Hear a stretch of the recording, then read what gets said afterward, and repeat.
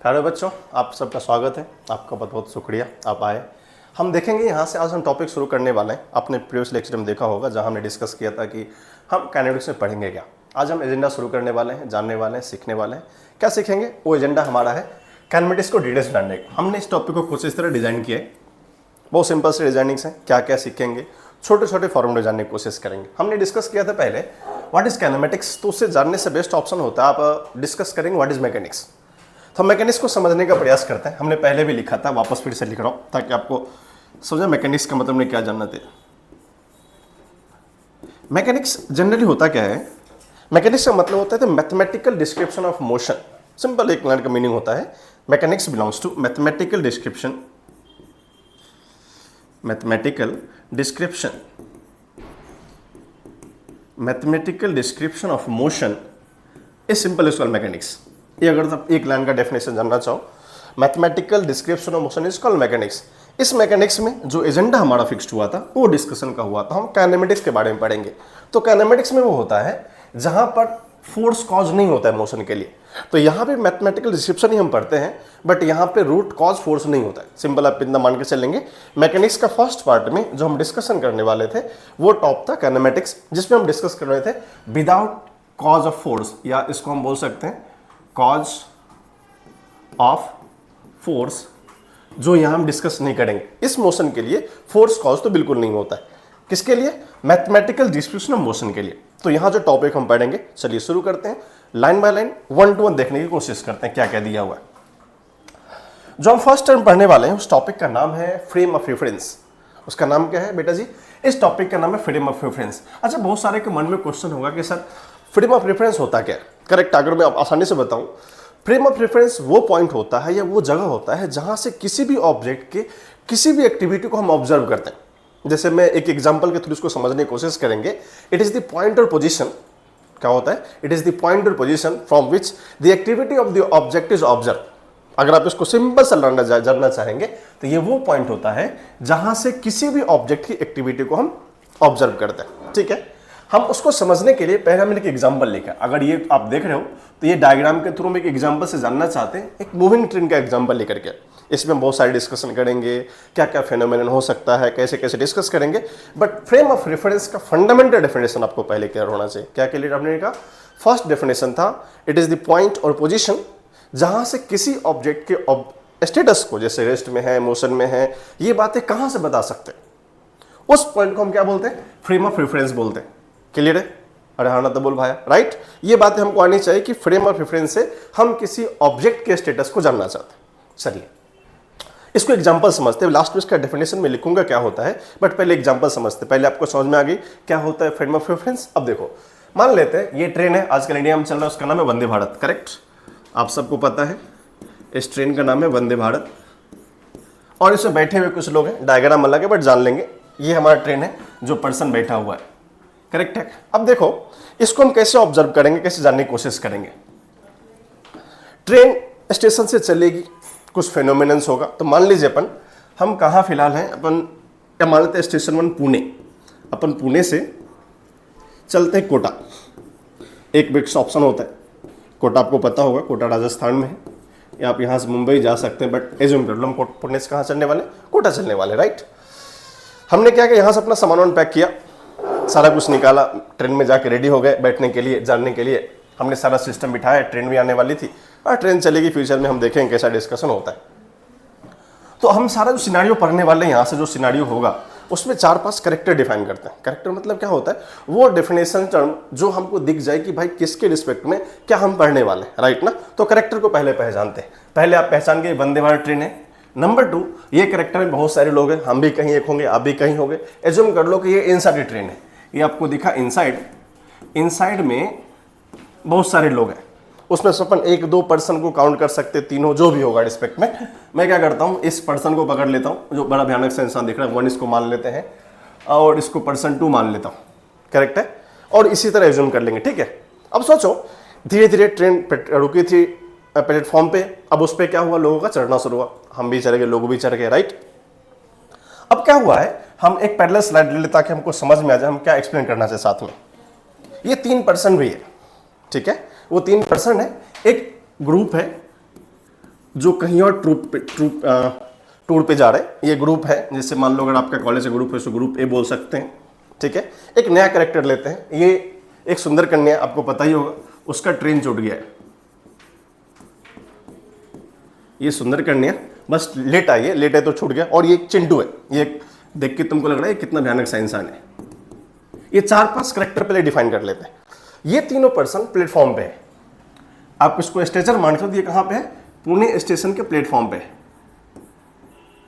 आप ध्यान से सिनेरियो बनाने की कोशिश करेंगे, हम क्या बताना चाहते हैं। आप अगर स्टोरी को समझ पाओगे, एग्जांपल समझो, तो पता चलेगा। मैंने कैरेक्टर क्या लिखा, वापस पीछे स्लाइड पे आते हैं। जब हमने क्या देखा था उस टाइम पे, उसमें हमने देखा एक ट्रेन है, ये ट्रेन प्लेटफॉर्म पे रुकी है। नेक्स्ट पर्सन था, उसमें इनसाइड पर्सन थे। हमको जाना था पुणे टू कोटा, ये डिस्टेंस हम ट्रेवल करना चाहते थे। वहां जाने के बाद स्टेशन पर रुकी थी, कुछ पर्सन था, हम थे, आप थे, बहुत सारे बच्चे थे, साथ इस ट्रेन में बैठ गए, राइट। अब क्या हुआ, धीरे धीरे जब ट्रेन चलने लगी तो सडनली आपने देखा नेक्स्ट पेज पे एक पर्सन का ट्रेन छूट रहा था, जिसका नाम था सुंदर कन्या। ये भाग रही थी ट्रेन पकड़ने के लिए 3 के रिस्पेक्ट में। अब ये ट्रेन की ओर भाग रही है और ये पर्सन ग्रुप है, ठीक है।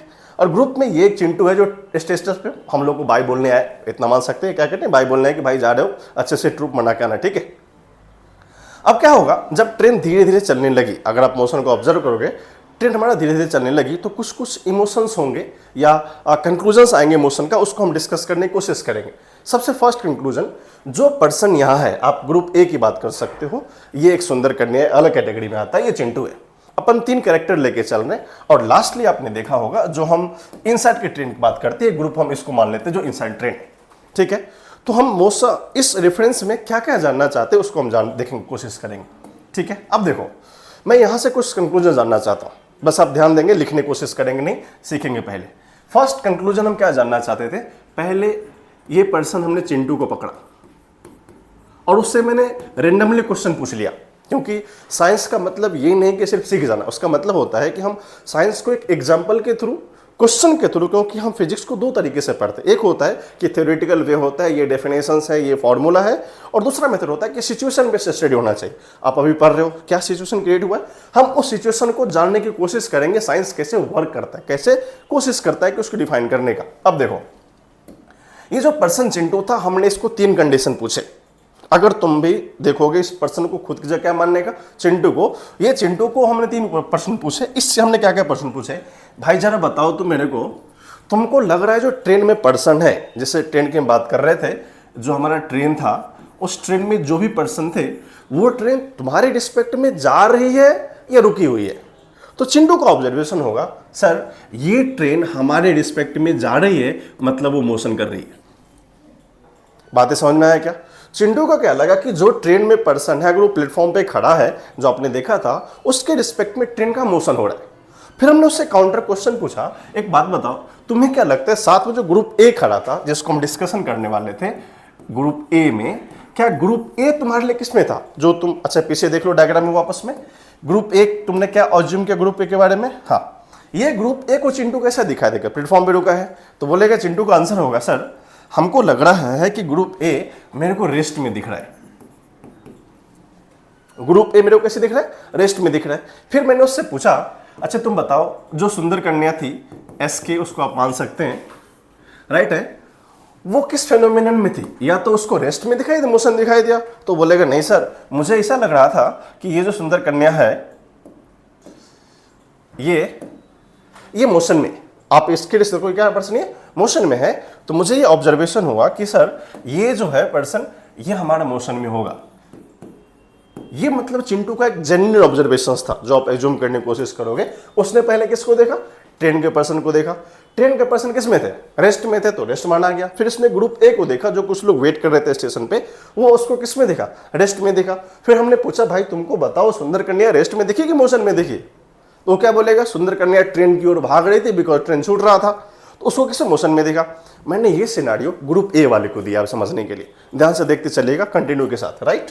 हमने यही सिनेरियो ग्रुप ए के लोगों से पूछा, कुछ लोग खड़े थे, वापस हम चले गए पूछने उनसे। हमने पूछा, जरा आप लोग बताओ, ये बच्चे लोगों को वेट कर रहे हैं। उसने बोला कि आप लोग बताओ कि आपको क्या लग रहा है, चिंटू आपके साथ चल रहा है क्या? तो बोलेगा नहीं, चिंटू तो रुका है। तो ग्रुप ए वाले का फर्स्ट ऑब्जर्वेशन आया, जो हम अभी डिस्कस कर रहे थे। उसने बताया, ग्रुप ए वालों का कंक्लूजन था, ये जो पर्सन चिंटू है, ये चिंटू रेस्ट में लगा, ठीक है। फिर उस पर्सन ने सुंदर कन्या को देखा तो लगा कि नहीं, सुंदर कन्या भी तो चली रही है, बिकॉज वो रेस्ट में था, बाकी लोग उसकी ओर भाग रहे थे। किसकी ओर भाग रहे थे? उसकी ओर भाग रहे थे। तो उसका कंक्लूजन ये था कि भाई ये पर्सन सुंदर कन्या भी उसके रिस्पेक्ट में मोशन में है, और थर्ड पर्सन जो ट्रेन था, जो ट्रेन में लोग भरे पड़े थे, उसके रिस्पेक्ट में क्या बोला इसने कि देखो उस ग्रुप के साथ ये लगा कि ट्रेन दूर जा रही है, मतलब क्या होगा, चीजें बदल रही है साथ में, तो वो चीजें ट्रेन उसको मोशन में दिखाई दी। बातें समझ में आई क्या? तो हमने दो पर्सन को ऑब्जर्व किया। क्या आप चीजों को रिलेट कर पा रहे हो एग्जाम्पल के साथ? ये जरूरी होता है ताकि हम एग्जाम्पल को कोरिलेट कर सके, राइट। अब मैं थर्ड पर्सन को पकड़ता हूं समझने के लिए। जैसे मान लो इस बार चिंटू को पकड़ लिया, ग्रुप को पकड़ लिया मैंने, सुंदर करने के बाद लास्ट में करेंगे थर्ड पर्सन हम ट्रेन वाले लोग को पकड़ लेते हैं। अच्छा, ट्रेन के में से अगर मैं ही हूं और कोई पर्सन ट्रेन से चिल्ला रहा है, उसे कैसा दिखाई देगा? देखो तो सही थोड़ा। ट्रेन के लोगों को क्या दिखाई देगा? मैं ऐसे हूं, तुम हो, दो पर्सन दिख रहे, उसे क्या लगेगा? जो बाहर पर्सन स्टेटर है वो क्या दिखेगा? प्लेटफॉर्म के रिस्पेक्ट में पर्सन दूर जाता दिखाई देगा। तो ट्रेन वाले को आप भी ऑब्जर्व करेंगे, आपको भी कैसा मोशन फील होता है, क्योंकि आप भी तो बता सकते हो। तो जो उसके रिस्पेक्ट में पहले चिंटू की बात कर लेते हैं। चिंटू ट्रेन के रिस्पेक्ट में दूर जाता दिखाई देगा। क्या देखा? रिस्पेक्ट में दूर जाता दिखाई देगा। इट मीन्स ये चिंटू मोशन में दिखाई देगा। कॉमन सा एग्जांपल, अगर आप देखो ट्रेन चलते हुए ट्रेन से, तो पता चलेगा सर ये चिंटू दूर जा रहा है इससे, तो चिंटू किस में होगा? मोशन में। ध्यान से देखेंगे किसको लग रहा है ऐसा? ये लग रहा है ट्रेन वाले पर्सन को, जो पर्सन ट्रेन में उसको ऐसा लग रहा है, करेक्ट है। लेकिन मैंने पूछा ग्रुप ए के बारे में, क्या ट्रेन के इनसाइड के लोगों, जरा बताओ ग्रुप ए का कंडीशन क्या था? उसने बोला भाई ग्रुप ए भी ना, क्योंकि जब मैं ट्रेन से जा रहा हूं तो लग रहा है कि दूर जा रहा है, तो ग्रुप ए भी उसको मोशन में ही फील हो रहा है, लग रहा है कि नहीं ये ऑब्जेक्ट भी क्या है? मोशन में। लेकिन अभी एक सिनेरियो बचा है, जब वो ट्रेन के इनसाइड चली गई सुंदर कन्या, बिकॉज जो भाग रही थी, आपने देखा ना एग्जाम्पल में, ये भाग भाग के ट्रेन पकड़ लिया इसने। जब ट्रेन पकड़ा तो ट्रेन के इनसाइड चली गई, तो बाहर के लोगों को क्या लगा, इनसाइड वाले को, कि वो ट्रेन के आसपास आ रही है। जैसे मान लो इंटर किया गेट पे, गेट से आने लगा, तो ये सुंदर कन्या भी उसको मोशन में दिखाई दिया, करेक्ट है। लेकिन मैंने पूछा इस पर्सन से, अगर आप देखो मैंने इस पर्सन से फिर से पूछा कि बताओ तुम जो पर्सन 1 और 2 दिख रहे थे, क्या ये पर्सन एक दूसरे को रेस्ट में, ये तो देख रहे, उसको क्या लगेगा तो मेरे साथ ही बैठा हुआ है। तो बोला क्या उसने एग्जाम्पल में कि ये जो ट्रेन के इनसाइड में पर्सन है, जिसको तुम मान सकते हो ट्रेन P2, जो सेकंड पर्सन था ट्रेन में, वो इसको रेस्ट में दिखा, क्योंकि वो तो कहीं जा नहीं रहा था। उसका फर्स्ट आंसर है सर बात ऐसी है कि वो पर्सन रेस्ट में था। ये हमने कुछ कंक्लूजन्स लेके 3 फ्रेम में, एक हमने क्या काउंट किया, चिंटू को काउंट किया, फिर इसको काउंट किया, ग्रुप ए को काउंट किया, फिर हमने किसका लिया, ट्रेन के इन वाले पर्सन को रखा, फिर लास्टली एक और पर्सन है जिसका नाम है सुंदर कन्या। अगर आप उसको देखो तो उसके रिस्पेक्ट में क्या क्या होने वाला है। सबसे फर्स्ट ऑब्जर्वेशन, जब वो भाग रही थी उस केस में चिंटू उसको रेस्ट में दिख रहा था, करेक्ट है, और ग्रुप ए भी रेस्ट में दिख रहा था। एग्जाम्पल आप देख सकते हो पीछे आकर के, जब वो भाग रही थी तो ये भी रेस्ट में था, ये भी रेस्ट में था, चिंटू भी रेस्ट में था। लेकिन जब वो ट्रेन के इनसाइड चली गई, अब हम सिनेरियो बात करते हैं ट्रेन के इनसाइड जाने के बाद, जब वो इनसाइड चली गई तो क्या क्या दिखा? सबसे फर्स्ट देखा कि चिंटू नाम का इंसान है, वो चिंटू मोशन कर रहा है। चिंटू किस में आ गया बेटा जी? मोशन में आ गया। क्यों? जब वो ट्रेन चलने लगा तो चिंटू उससे दूर जाने लगा, उसको क्या लगा कि मोशन में है। फिर उसने सेम फेनोमेन जब ग्रुप की बात करी तो ग्रुप ए भी किस में दिखा? मोशन में, राइट। और फिर उसने क्या देखा? ट्रेन के इनसाइड के लोगों को। और जब वो ट्रेन के इनसाइड चल रही थी तो जो ट्रेन के पर्सन थे सब के सब किस में थे? रेस्ट में। ये एक परफेक्टली कॉम्प्रिहेंशन लेवल का क्वेश्चन होता सोचने के लिए। 9th-10th के एनालॉजी को हम जब पढ़ते हैं एनसीईआरटी के फॉर्मेट में, तो हमको ये सब एग्जांपल्स को रिलेट करने चाहिए, कौन किसको कैसा दिखा। अब मैंने यहाँ 2 करेक्टर ढूंढे थे, मैं थोड़ा डिक्लासिफाई कर दूं। ये जो पर्सन सब था, ए ग्रुप ए रेस्ट मोशन में था, ये पार्टिकल थे, ये सारे के सारे ऑब्जेक्ट थे, करेक्ट है। और ये जो बॉक्स के इनसाइड का पर्सन था, ये सारी चीजों को ऑब्जर्व कर रहा था। क्या कर रहा था? क्योंकि ऑब्जर्व करने वाला कौन सा था? चिंटू था। एक बात बताओ, थोड़ा स्ट्रेचर की बात कर लेते हैं। चिंटू प्लेटफॉर्म पे था, यस, इसको हम पी से रिप्रेजेंट करते हैं। फिर हम देखेंगे ग्रुप ए, ये पर्सन भी कहां पर था? प्लेटफॉर्म में था, ठीक है। फिर मैं ट्रेन की बात करेंगे तो ये इनसाइड द ट्रेन था, ये पर्सन कहां था? इनसाइड द ट्रेन था। और सुंदर कन्या भी इनसाइड द ट्रेन थी। यहां पर हमने 4 ऑब्जर्वर पकड़ा, हमने क्या किया, 4 ऑब्जर्वर पकड़ा, उसमें फर्स्ट कौन था, चिंटू था, सेकंड हमारा ग्रुप ए था, थर्ड ट्रेन था, फोर्थ सुंदर कन्या थी। ये 4 करेक्टर थे। आपने यहां से ऑब्जर्व किया कि हमें क्या मिलना चाहिए था, ये फॉर्मेट थे, ये नीड थी, ये रिक्वायरमेंट्स था, ये रिक्वायरमेंट्स थे, राइट। ये 4 चीजें हमको देखने को मिली। अब इसमें हम देखेंगे कि हमें किसके रिस्पेक्ट में किस तरह का फेनोमेनन देखने को मिलेगा हमको जानने के लिए, राइट। अब हम देखो चारों फ्रेम के रिस्पेक्ट में हम थोड़ा पीछे आते हैं, जानने की कोशिश करते क्या होता है। तो हमें हर एक फ्रेम के रिस्पेक्ट में अलग अलग चीजें देखने को मिली।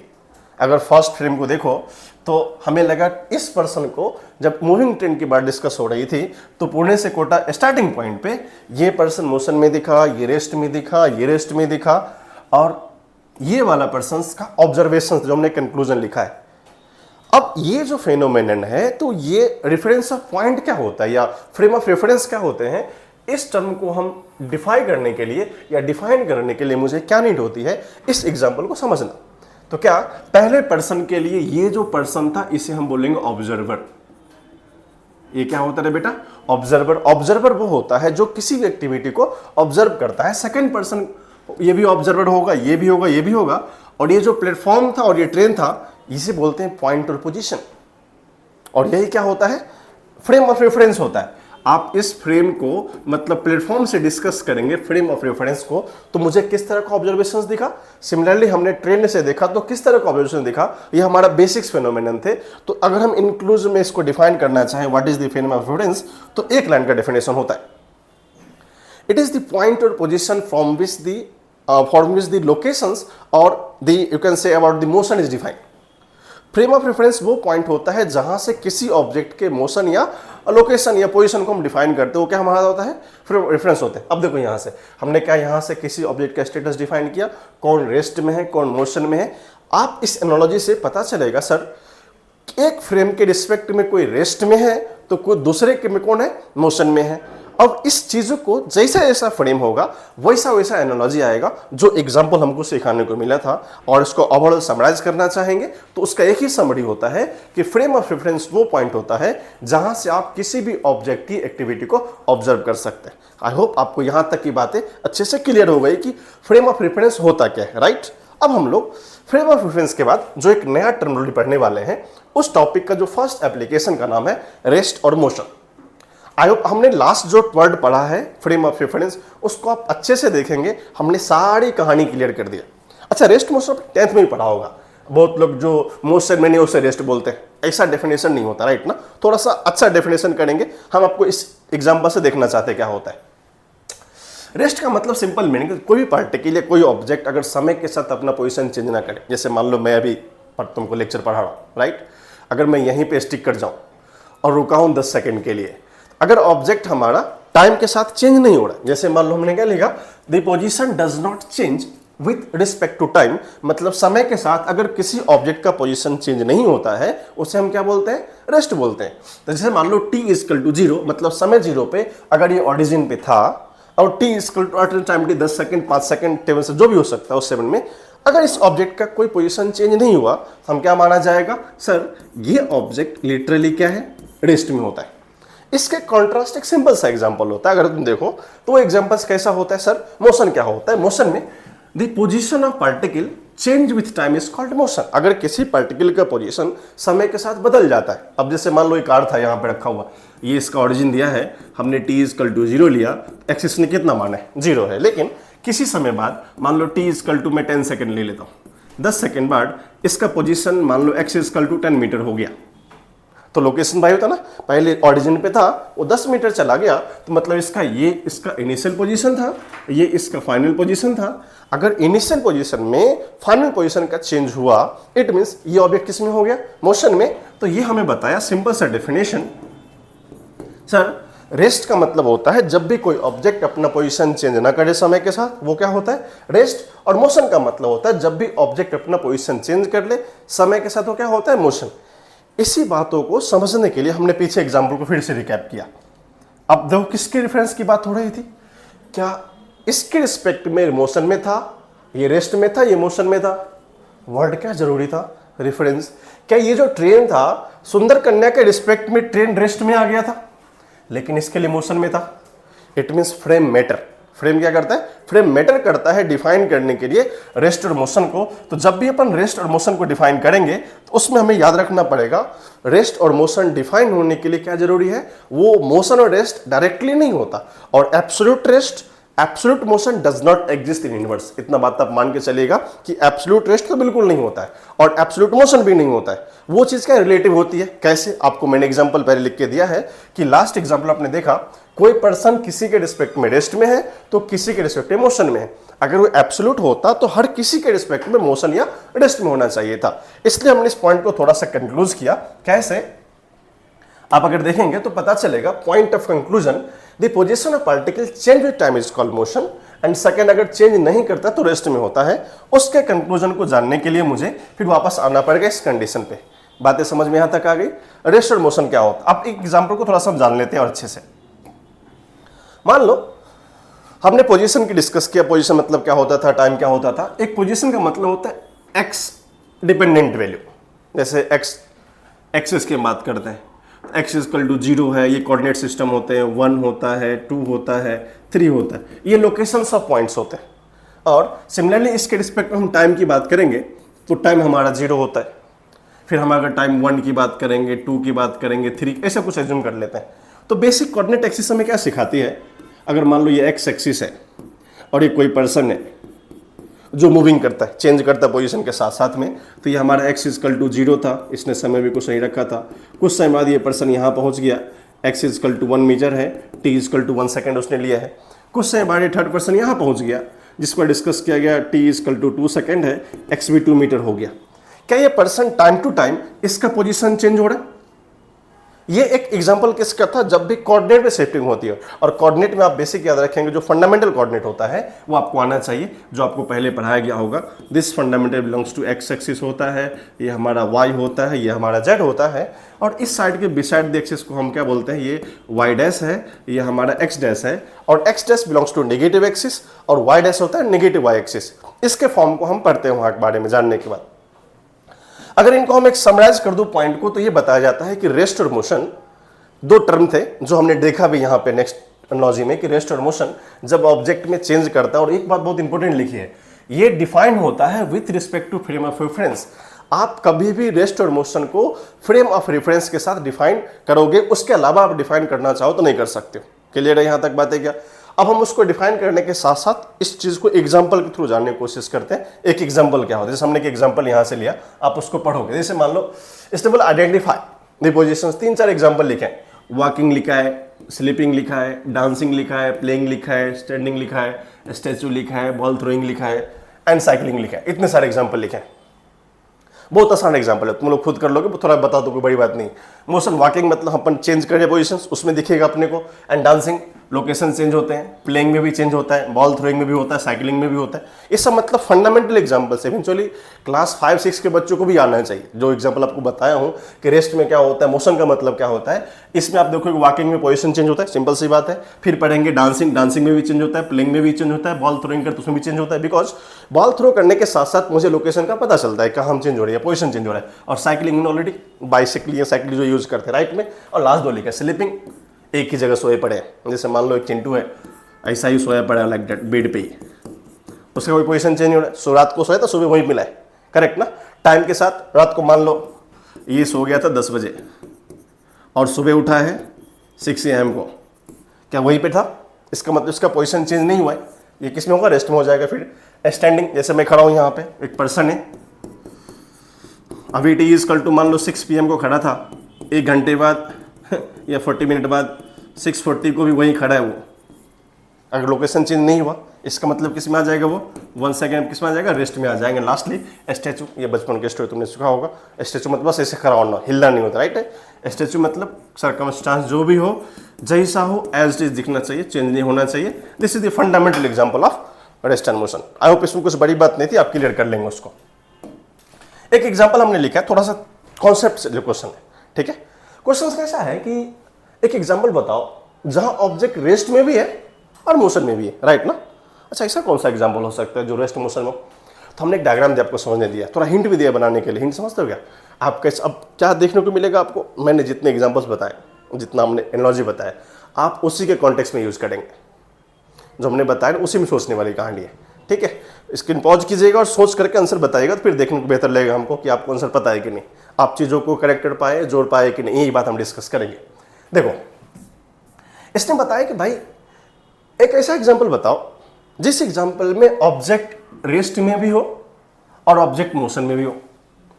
डायग्राम थोड़ा कम क्लियर है और क्लियर करते, ठीक है। देखो जैसे मान लो हमने एक ट्रेन का एग्जाम्पल लिया, ये पर्सन यहां बैठा है, ठीक है। तो आप ऑब्जर्व करते होंगे कि ये जो पर्सन बैठा है इसका नाम राम ले लो, इसका नाम है राम, ठीक है। और किसी स्टेशन बैठा है, just like assume this called Kota junction, ये कोटा जंक्शन से बैठा हुआ है और ट्रेन यहां से गुजर रही है। अगर आप डायग्राम को देखने की कोशिश करेंगे, एक ट्रेन है जो गुजर रही है,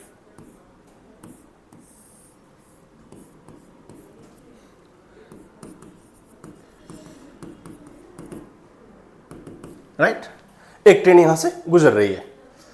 अब यह पर्सन यहां बैठा है,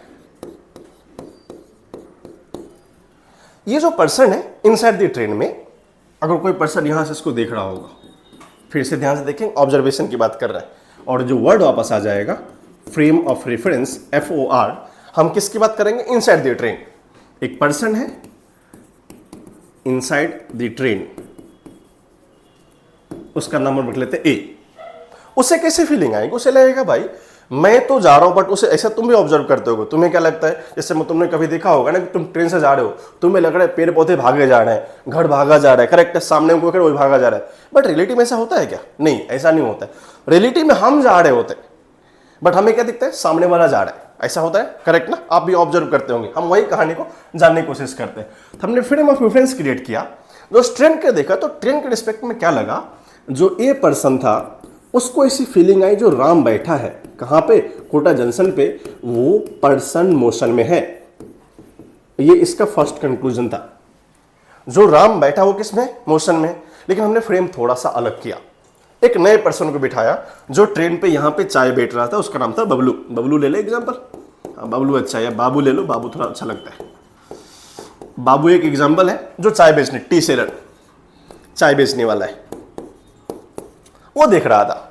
अगर हम दूसरा फ्रेम ऑफ रेफरेंस लें, फ्रेम ऑफ रेफरेंस दूसरा बाबू के रिस्पेक्ट में, पर्सन वही है, बाबू के रिस्पेक्ट में ये चाय बेचने वाला, वो इसको देखा, क्या ऑब्जर्वेशन होगा, अरे ये पर्सन तो रेस्ट में बैठा है यार। बाबू को लगा कि राम किस में बैठा है, रेस्ट में। और ये था हमारा, this is called platform frame. ये कहां से देख रहा था, प्लेटफॉर्म से। ये कहां से देखता है, ट्रेन से।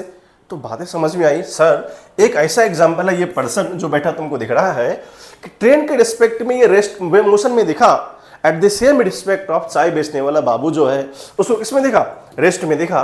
तो ये एक परफेक्ट एग्जांपल हो गया। और बहुत सारे एग्जांपल तुम जान सकते हो कि कोई पर्सन रेस्ट में है और किसी और के रिस्पेक्ट में मोशन में जा रहे, करेक्ट है क्या। ये एग्जांपल कब कोरिलेट कर पाओगे, मैं एक एग्जांपल लिख के दिया हूं, आप ट्रेन से चलते, बस से चलते, वो सारे एग्जांपल कंक्लूड कर सकते हो जिस एग्जांपल में आपको देखने को मिलता है कि आप चल रहे हो बट आपको ऐसा लगता है कि सामने वाला चल रहा है, और जो पर्सन रेस्ट में उसके साथ क्लोज हो रहा है, ये तो रेस्ट में चल बस रहा है। ये कंक्लूजन्स आपको दिख जाए एग्जांपल फॉर्मेट में कि सर अगर कोई ऑब्जेक्ट ऐसा है एट द सेम टाइम किसी एक फ्रेम के रिस्पेक्ट में, ट्रेन फ्रेम के रिस्पेक्ट में किस में, मोशन में, बट चाय वाले फ्रेम के रिस्पेक्ट कौन सा है, रेस्ट में है। This is the one of the example. बाकी एग्जांपल आपको बातें समझ में आ गई, ठीक है।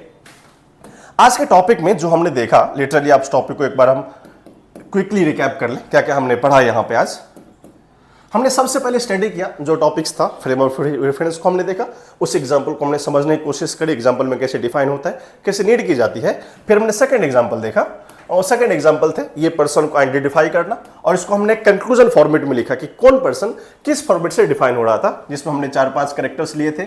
और ये जो फ्रेम था वो फ्रेम को हमने बोला था इट इज द पॉइंट और position from which the activity is observe, और जो ऑब्जर्व करने वाला होता है उसे हम क्या बोलते हैं, ऑब्जर्वर। जो बातें फिजिक्स में बहुत इंपॉर्टेंट होती है। हाँ, समरी में बता दूं जाते जाते, जब भी आप ऑब्जर्वर की बात करेंगे तो आप फिजिक्स में पॉइंट ऑफ व्यू से आप खुद को हमेशा क्या मान के चलेंगे, you are the observer. Solving करने का मेन क्राइटेरिया क्या होता है, आपको खुद को क्या मान के चलना, ऑब्जर्वर मान के चलना। फिर हमने देखा इसी के कॉन्टेक्स्ट में रेस्ट मोशन क्या होता है, बहुत ही इजी एग्जांपल्स थे।